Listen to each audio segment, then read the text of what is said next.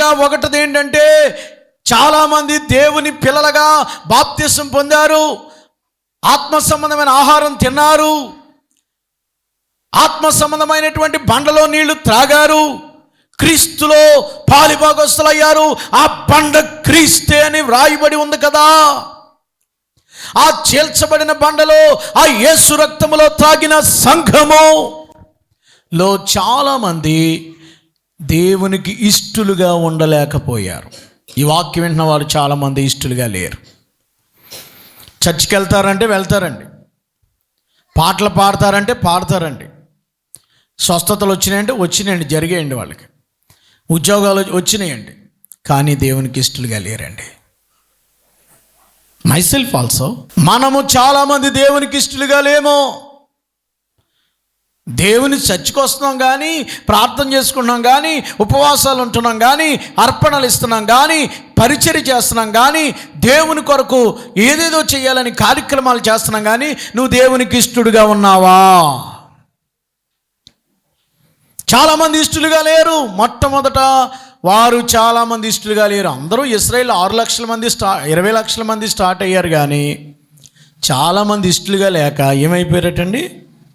ఇష్టలుగా ఉండకపోయారు కనుక అరణ్యంలో సంహరింపబడ్డారు. చాలామంది బయలుదేరారు, కానీ ఇద్దరే వచ్చారు యువతలకి. అంతేనమ్మా? ఎంతమంది వచ్చారు? ఏం పేరు? కాలేబ్. అంతే. అంటే మిగిలిన వాళ్ళు అందరూ దేవునికి ఏమీ లేరనమాట. అది మీరు చర్చిలో కంటిన్యూ అయిపోవచ్చు, లైఫ్ లాంగ్ 70-80 బతికేయచ్చు, కానీ ఇష్టలుగా లేని కారణంగా దేవుని ఆత్మ సంబంధమైన వీళ్ళు ఏమనుకుంటున్నారంటే, మేము ఆత్మ సంబంధమైన వాటిలో మేలు పొందాం, అన్నీ పొందామని కొరింథీ సంఘం అనుకుంటుంది. కొరింథీ సంఘం ఇక్కడ విగ్రహారాధన కార్యక్రమం అన్నీ జరుగుతుంటే వాళ్ళు ఏమనుకుంటున్నారంటే, ఇష్టలుగా లేకపోవటం వల్ల దేవునికి నచ్చినట్టుగా నడవలేదు. ఇష్టలుగా ఉండడం అంటే, దేవునికి దావీదు నా ఇష్టానుసారమైన మనుషుడు, హృదయానుసారుడు, అంటే దేవునికి ఏది ఇష్టమో చేసేవాడు. మోషే నా ఇల్లంతట్లో అంటే ఏంటి? దేవునికి ఇష్టంగా ఉన్నారు వాళ్ళు. హానోకు దేవునికి ఇష్టడు కనుక అతడు కొనుపోబడిన ఉంది బైబిల్లో. ఇష్టడైన వారందరూ ఆయన మాట చొప్పున నడుస్తారు, ఆయనని సంతోషపెడతారు, ప్లీజింగ్ గాడ్ అంటారు, దేవునిని ఆనందింపజేస్తారు. మీరు దేవునికి ఇష్టలైతే దేవునికి ఇష్టమైన పనులే చేస్తారు. మీరు దేవునికి ఇష్టలైతే ఆయన కోరేటువంటి జీవితాన్ని మీరు జీవిస్తారు. ఇష్టమైన జీవితం కావాలి. ప్రియులారా, మీరు నడిచే మార్గం దేవునికి ఇష్టమైనదేనండి? మీరు దేవునికి ఇష్టంగా ఉన్నారో లేదో మీకు తెలుసు. నీవు డైలీ లైఫ్లో దేవునికి సరిగా ఉంటున్నావా లేదా? నువ్వు చేసే ప్రవర్తన బట్టి నువ్వు దేవునికి ఇష్టడువో కాదో నీకే తెలిసిపోద్ది. కాబట్టి నేను కోరేది ఏంటంటే, ఈ సంవత్సరం మీరు ఆశీర్వదించబడాలంటే, దేవుని కృప మీకు తోడుగా ఉండాలంటే ఇష్టలుగా బ్రతకండి. వారు ఇష్టలుగా ఉండకపోవటాన్ని బట్టి రాలిపోయారు.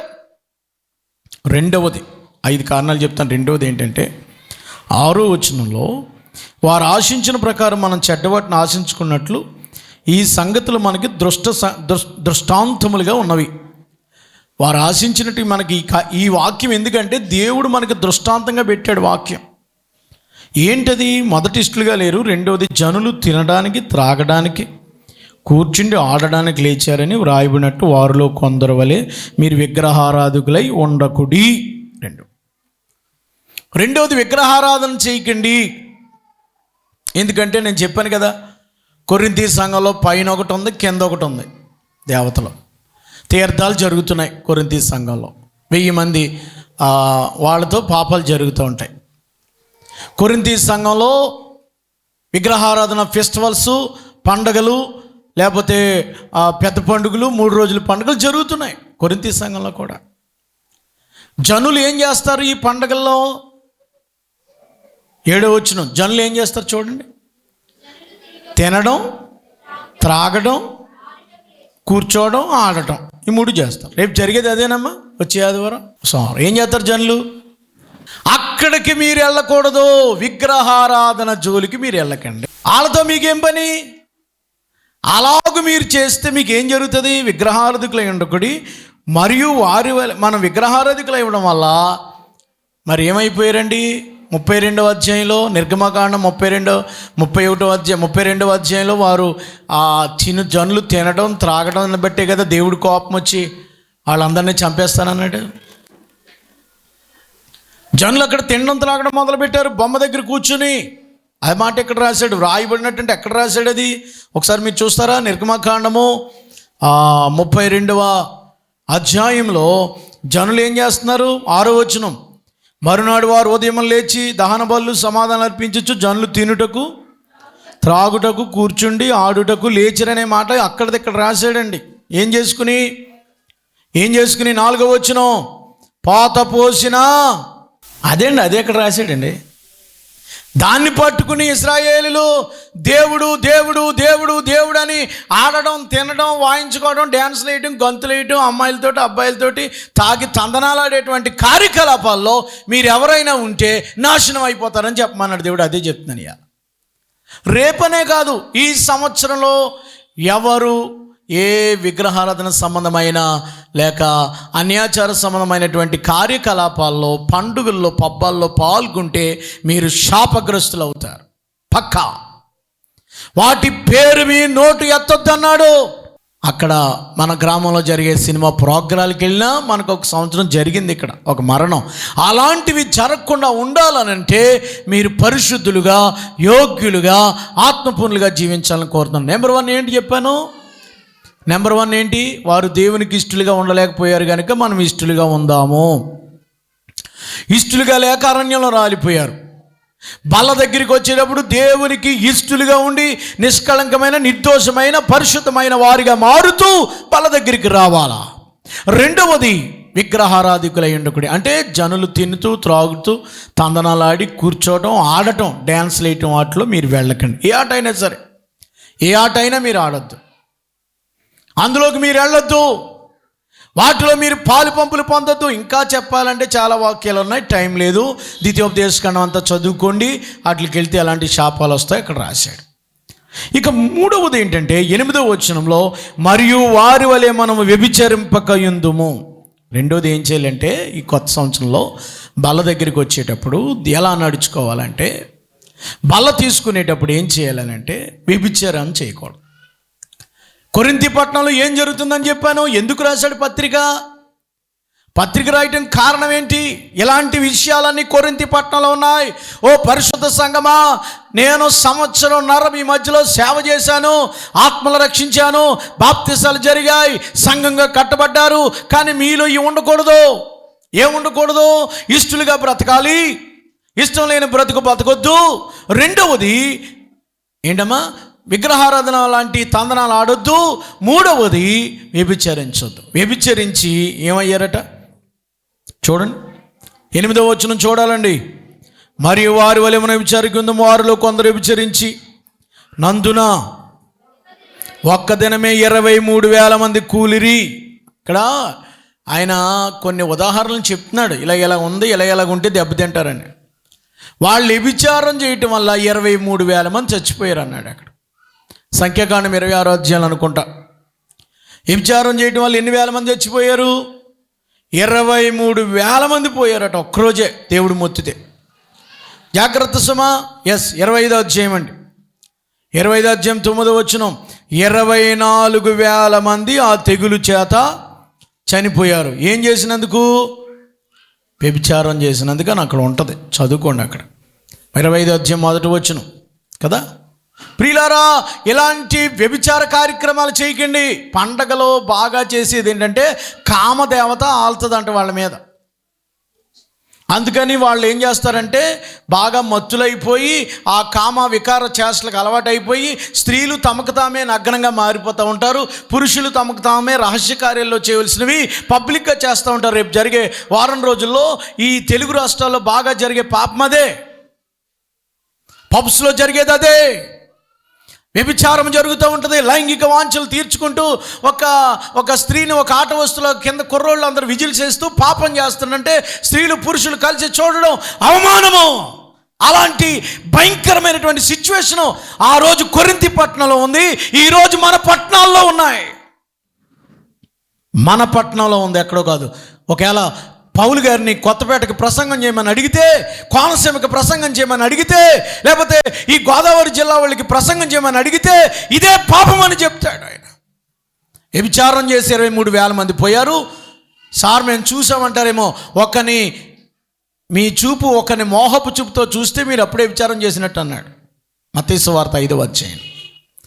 సో చాలామంది జీవితాల్లో, చాలామంది హృదయాల్లో ఇలాంటి ఆశలు ఉన్నాయి. మనం వెళ్ళాలి, మనం చూడాలని.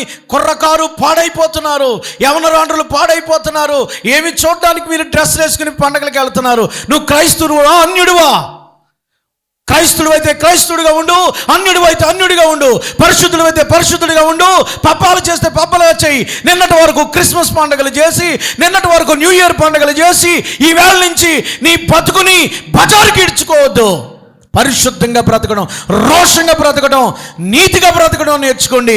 తప్పుడు ఆలోచనలు, తప్పుడు తలంపులు పక్కన పెట్టు. నీకు భార్య ఉంది, నీకు పిల్లలు ఉన్నారు, నీకు కూతుళ్ళు ఉన్నారు, నీకు కొడుకులు ఉన్నారు, కానీ నువ్వు అలాంటి వాటిని మానలేదు. ఈ వర్తమానం విన్న సహోదరి సహోదరుడా, ఇలాంటి వాటికి దూరంగా ఉండు. 23,000 మంది అని ఇక్కడ రాశాడు, కానీ 24,000 మంది పోయారని మనం చదివాం. 9వ వచనానికి వచ్చేస్తున్నాను. ఇంకేం చేయాలంటే, మరియు మనం ప్రభువుని శోధింపకయుందుము. 4వది ఏం చేయకూడదండి? శోధించకూడదు.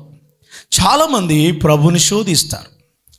శోధించడం అంటే, దేవుడు మాకు చేయగలడా? దేవుడు మమ్మల్ని స్వస్థపరుస్తాడా? దేవుడు నాకు సంతానం ఇస్తాడా? దేవుడు నాకు ఉద్యోగం ఇస్తాడా? దేవుడు నాకు ఇల్లు కడతాడా? దేవుడు దిగొస్తాడా? అని ఇలాంటి అవిశ్వాసపు మాటలు మాట్లాడితే అది శోధన, శోధించడం దేవుడిని.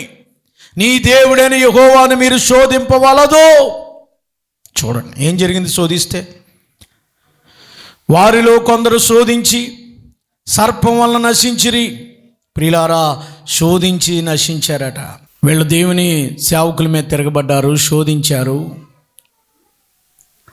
మసాదినమున మెరీబా జలములు వారు ఇవ్వగలడా అని అడిగారు. తాపకరమైన సర్పాలు వారి మధ్యకు వచ్చాయని ఉంది బైబిల్లో.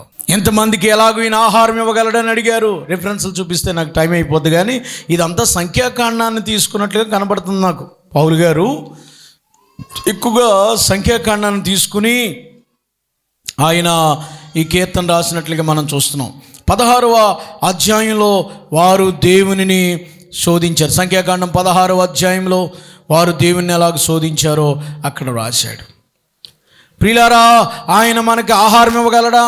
ఆయన మనల్ని పోషించగలడా? ఇలాంటి ప్రశ్నలన్నీ కూడా వారు వేసి ఆయన్ని శోధించారు. వారిలో కొందరు శోధించి సర్పం వలన నశించిరి. 10వ వచనం చూద్దాం. మీరు సనగకుడి, వారిలో కొందరు సణిగి సంహారకుని చేత నశించిరి. 10:10లో 1 కొరింథీ. 5వది ఏంటంటే అండి, సణుగుడు, సణక్కండి. వీళ్ళు కూడా సణిగారు. సంఖ్యాకాండం 16వ అధ్యాయానికి మీరు వస్తే 41వ వచనం సంఖ్యాకాండం 16:41 ఏముందండి? మరునాడు ఇశ్రాయేలు యొక్క సర్వ సమాజం మోషే అహరోనులకు విరోధముగా సణుగుచు. మోషే అహరోనుల మీద సణిగినందుకు ఏమొచ్చిందండి? తెగులు వచ్చింది. ప్రియులారా, తెగులు చేత కొంతమంది చనిపోయారు. ప్రియులారా, తాపకరమైన సర్పం వచ్చింది వాళ్ళ మధ్యకు. ఇత్తడి సర్పాన్ని మోషే చేసినట్లుగా మనం చూస్తాం.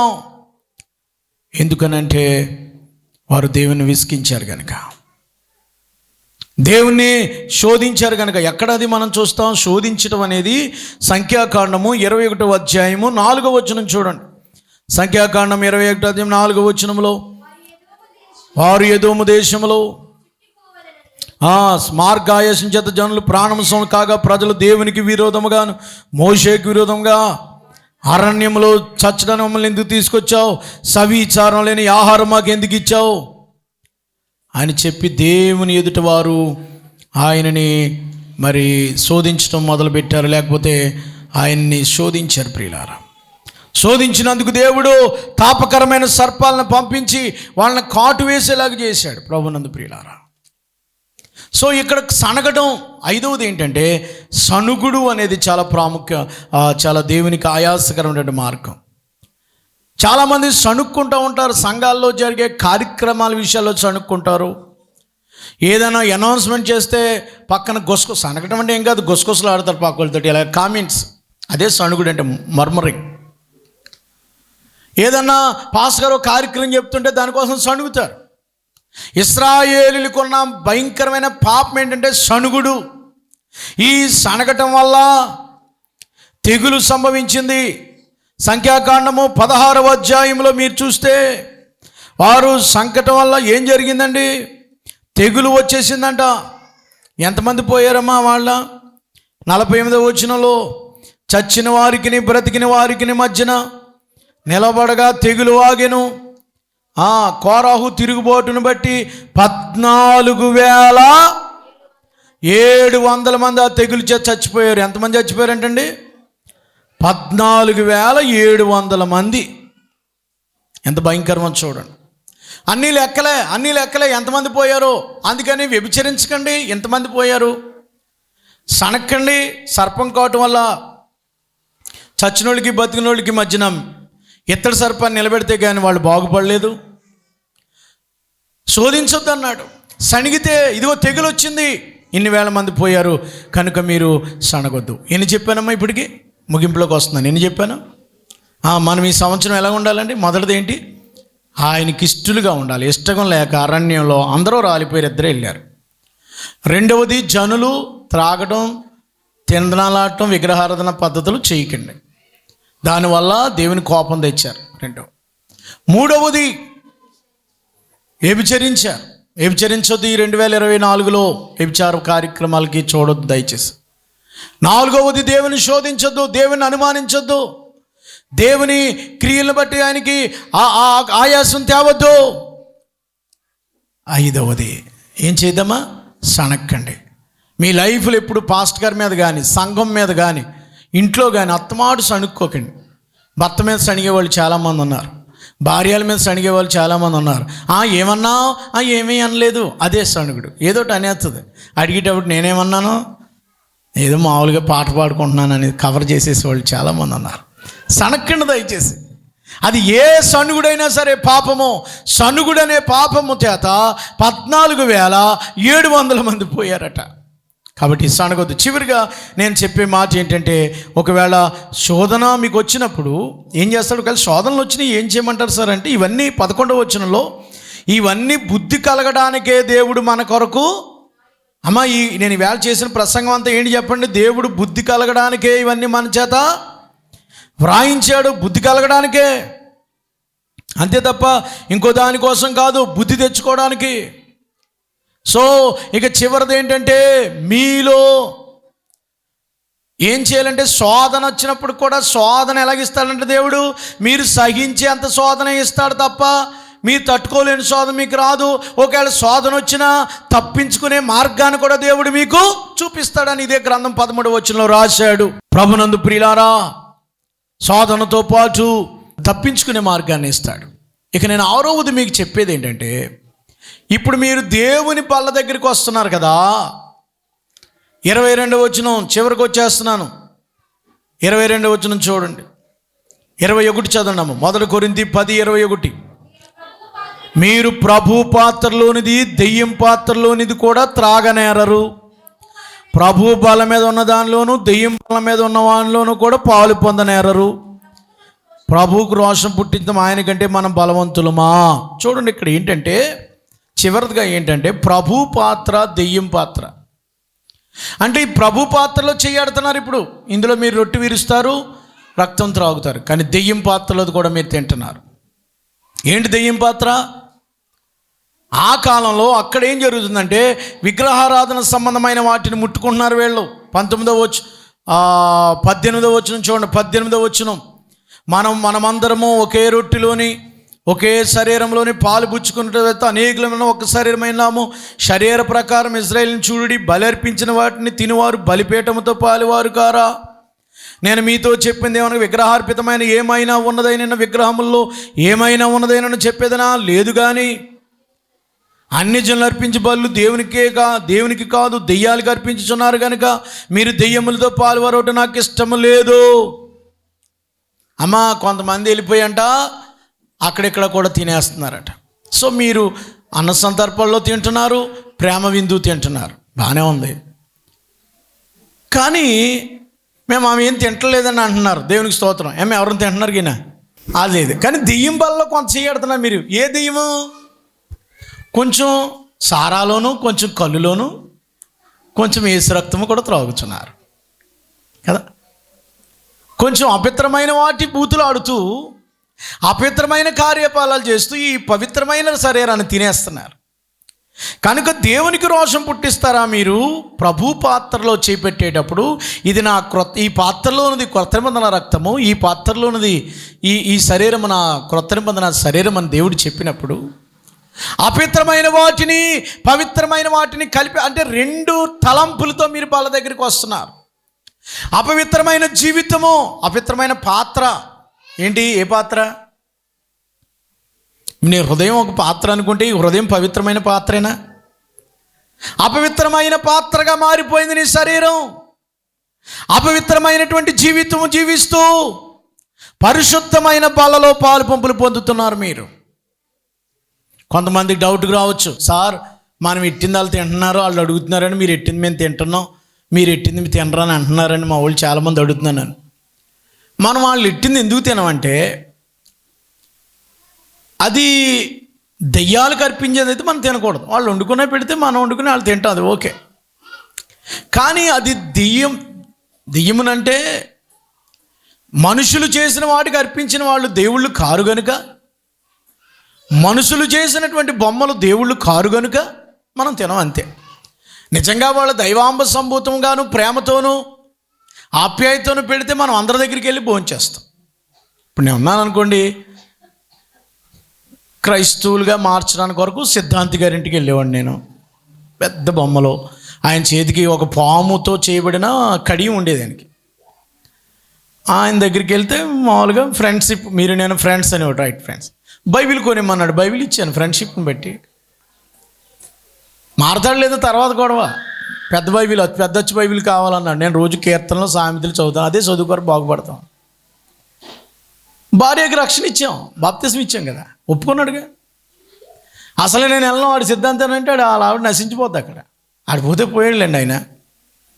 కానీ నేనేం చెప్తున్నానంటే, మనము దూరం చేయడం కాదు, కానీ వాళ్ళతో వాడిని యాపిల్ పండు ఇచ్చేవాడు, లేకపోతే నాకు టీ పెట్టేవారు, వాళ్ళు చాలా ప్రేమతో చూస్తారు, బాగా చేస్తారు. నాకు దైవజనుడు అని ప్రార్థన చేయించుకుంటాడు, కానుకిచ్చాడు, చర్చ్ ఓపెనింగ్ రమ్మంటే వచ్చి కూర్చున్నాడు కాసేపు సిద్ధాంతం అయినా. కానీ అలాంటప్పుడు ఆయన రక్షించడానికి వరకు ఒక్కొక్కసారి నేను అక్కడ తినవలసి వచ్చినప్పుడు ప్రార్థన చేసుకుని తింటాను. వాళ్ళ ప్రసాదం నాకు బెటర్గా ప్రేమతో పెట్టేది కదా. అలాగ మీరు తినండి, కానీ విగ్రహార్పితమైన వాటిని తినకండి అన్నాడు దేవుడు.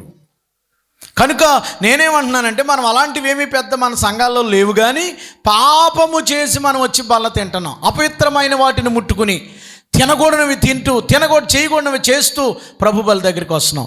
ఈ ఆరిట్లో అంటే రెండు రకాల మనసులు, అటు ప్రభు బల్ల ఇటు దెయ్యం బల్లో చేతులు పెడుతున్నావేమో.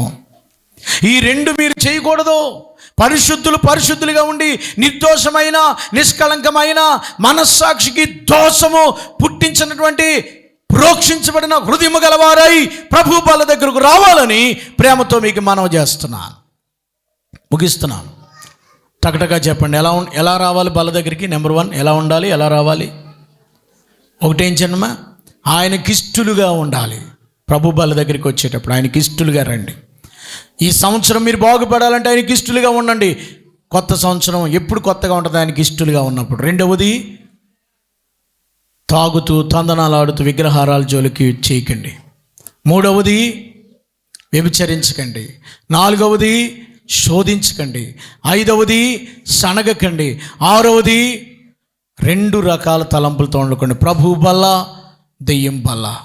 ప్రభు బిడ్డ, దెయ్యం బిడ్డ. నువ్వు సాతాను బిడ్డగానే ఉండాలి, దేవుడి బిడ్డగానే. రెండు నీ దగ్గర ఉండటానికి లేదు. నీ హృదయాలు ఉంటే ఒకలే ఉండాలి. ఎవరు ఉండాలి చెప్పండి. కొంతమందికి న్యూ ఇయర్ ఏంటంటే, కొన్ని దేశాల్లో న్యూ ఇయర్ ఎలా చేస్తారట, ఎలాగంటే బబులోన్ సామ్రాజ్యంలో న్యూ ఇయర్ ఎలా చేస్తారంటే, కొత్త సంవత్సరం రాగానే రాజుగారికి బట్టలు తీసేసి పంపించేస్తారంట, బట్టలు లేకుండా పంపించేస్తారంట 4-5 రోజులు.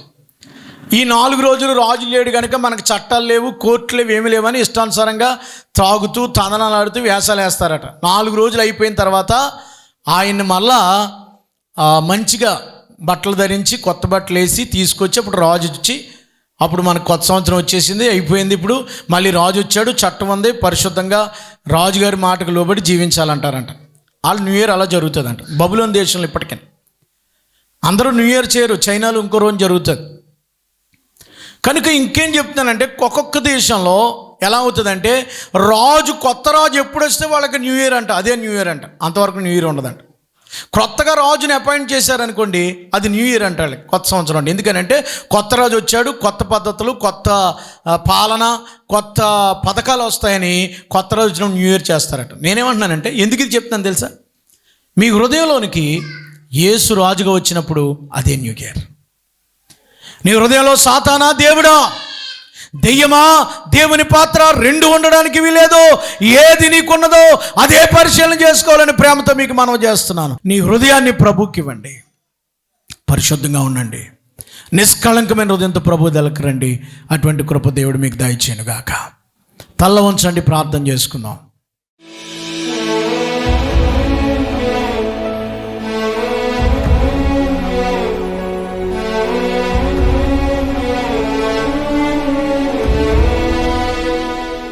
మహాపరిశుద్ధుడైన మా తండ్రి, నీ పరిశుద్ధమైన నామానికి వందనాలు.